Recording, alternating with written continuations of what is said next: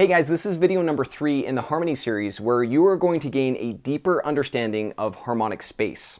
Now, so far in this series, we've explored some different methods to create chord progressions, and in the process we discovered a hidden link between the chords and a key that really informs how you can arrange those chords in different ways to create some awesome and compelling progressions. And in a nutshell, what this involves is arranging all of the chords in a key by their tertian intervals, or intervals of a major third and minor third, which shows how all of these chords form a single continuous chain of harmonies that are linked together in a natural way based on the underlying patterns and principles of music theory.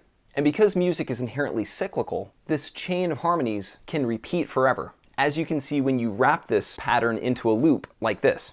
And the result is a compact view of harmonic space, where you can literally see how all of the chords in a key are related, and where you can move between these chords in all sorts of different ways to create satisfying progressions. It's beautiful. Now in this video, I explain this link between chords in a lot more detail so you can really understand how this harmonic space is formed.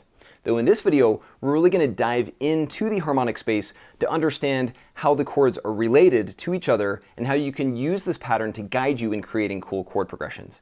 And one thing that you'll notice as you're looking at this harmonic space is how the chords are arranged and how they center around the tonic chord 1 in a given key. Because really the 1 chord essentially serves as the point of tonal gravity in a song. So within a chord progression, the sequence of chords periodically and eventually resolves to 1. That is, they almost inevitably gravitate back to the 1 chord. And now that you can actually see this pattern, you can start to build some really good progressions, which is easy as you simply bounce from 1 chord to the next in this harmonic space, much like the ball in a pinball machine. You just start at the tonic chord 1 and then move between the various other chords before eventually returning to the tonic 1 once more. It's like a game, and just like the pinball, your path can change from one progression to the next to play out a virtually infinite number of possibilities. For example, try playing these 3 progressions starting on the 1 chord in each, depicted simply by its root, G, then move through the subsequent chords shown, depicted by their respective roots as well, as you listen to how each one sounds.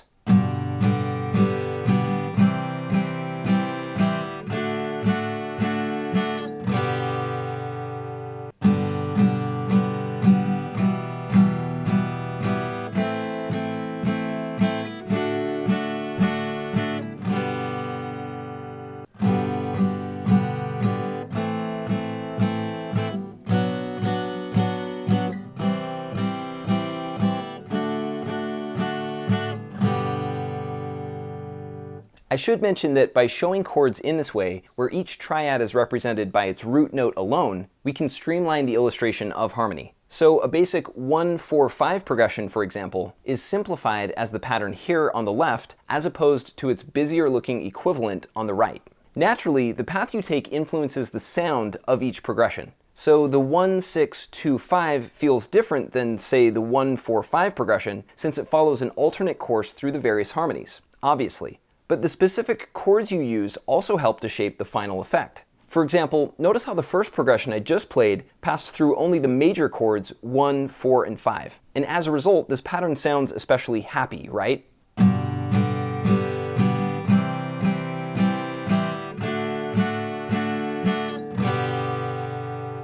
Though in contrast, the second progression feels relatively sad with its added minor chords.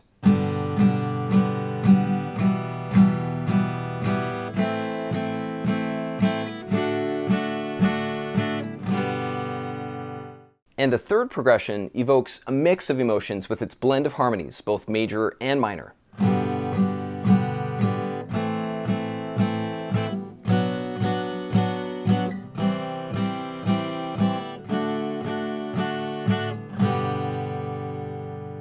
It's actually really awesome how it works. So the sound of each progression is based on the chords you play, and the chords you play are based on the path you take. And when you look closely, the path you take can actually move across 2 concentric rings, which sort the chords into groups of consonance and dissonance like this. The more consonant, happy-sounding chords are situated within the inner ring, while the more dissonant, sad-sounding chords are placed around the perimeter. So by simply moving within or between these rings, you can travel through harmonic space with purpose and direction to influence the emotional impact of a song, just like all great songwriters do. Now, like I say, the chords in the inner ring, chords 1, 4, and 5, sound especially good together because of their relationship in the circle of fifths. The root notes of those chords are closely connected harmonically, and because they're all consonant major chords, they sound especially bright and happy.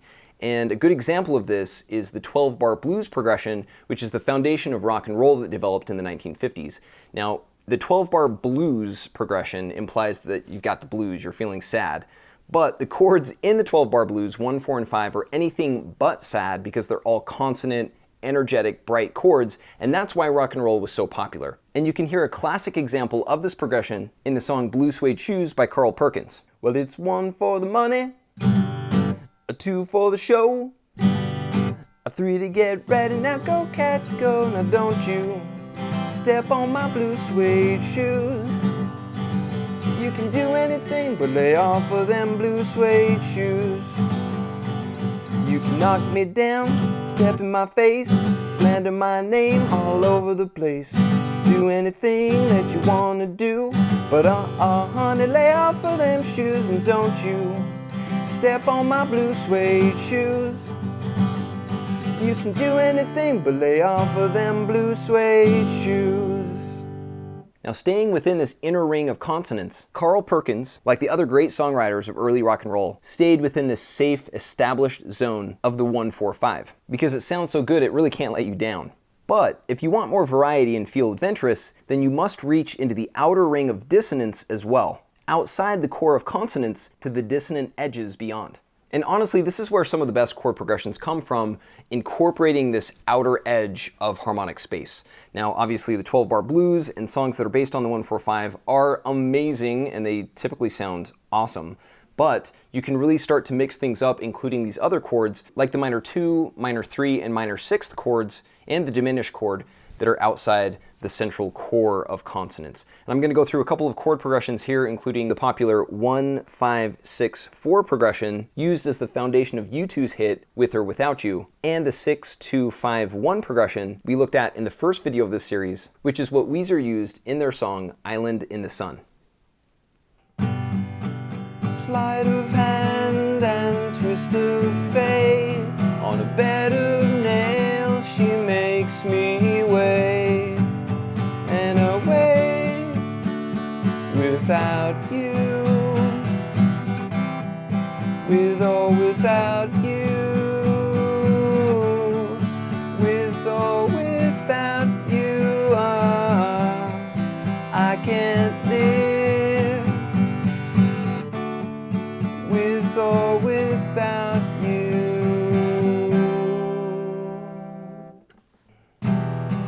When you're on a holiday, you can't find the words to say all the things that come to you, and I wanna feel it too.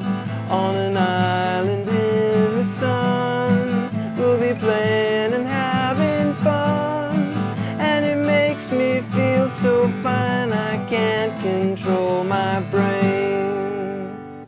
So these are two good examples of progressions that sound especially good because of their incorporation of some minor chords, the more dissonant chords within harmonic space. And really nearly all progressions you ever hear move within and between these different types of chords, flowing through harmonic space along different paths that each sound good in their own right.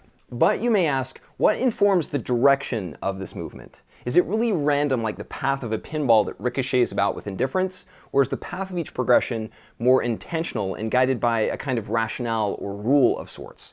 Well, the answer is yes. It is guided by a kind of rule or principle that informs this movement, and it helps to really not think of the movement as a pinball whizzing about at high speed, but to really slow things down and think of each progression moving only gradually, as if in slow motion. And when you do, you can plot the course of a song with greater clarity, like a martial artist practicing Tai Chi, you could say, fully aware of your flow and energy, sweeping through space with only the most calm and deliberate motions. In fact, this Tai Chi metaphor is especially apropos since it places you at the center of the action, where you can really feel the sense of motion and gravity since composition is such a visceral experience. And with this refined perspective, you can explore things at a more thoughtful pace, observing the elegant balance and interplay between chords so you can understand the true nature of harmony. And what you find is that songs don't just dart about aimlessly, but instead move with the tranquil ebb and flow, where the harmonies push and pull you along, propelled by a graceful exertion. In other words, the chords themselves hold sway over the path you follow, through a phenomenon known as chord function. And in the next video, I will explain chord function in detail so you really understand how it works. And honestly, this is where things get really interesting. So thank you for watching. Please subscribe and ring the bell for notifications, and I will see you in the next video.